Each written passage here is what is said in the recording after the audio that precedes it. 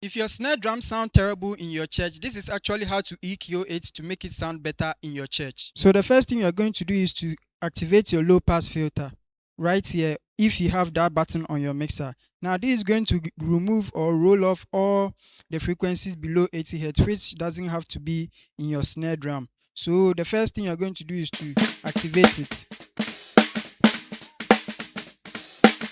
After you've activated the low pass filter, the next thing you're going to do is to set all your EQ knobs flat. So that means you're going to set all your EQ knobs to the 12 o'clock position.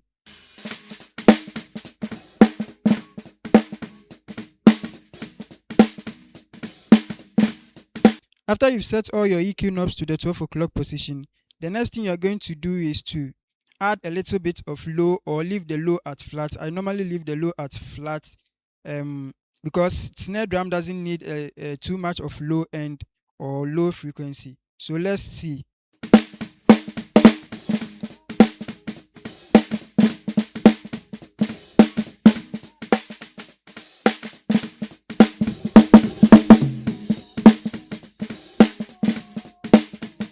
So right about, so I boosted the low knob just a little bit. You can see not too much, just a little bit to give it that body or to give the snare that body or warmth that it has to have.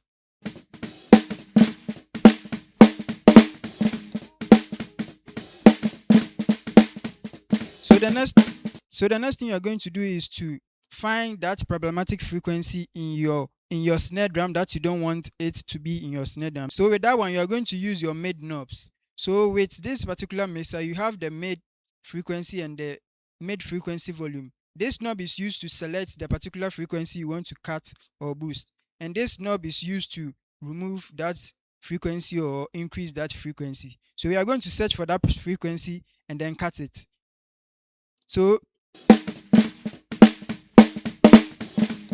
So the first thing you're going to do is you are going to boost the volume knob of the mid frequency to about 3 o'clock position and search for that frequency. Usually for snare drums, that boxy sound is around 250 to 800 Hz. So that's where we are going to search.